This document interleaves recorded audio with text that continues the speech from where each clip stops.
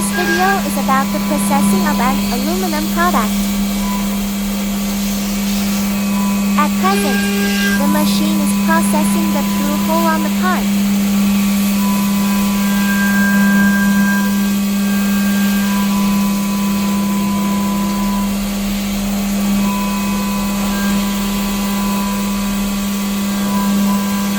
This is a processed component.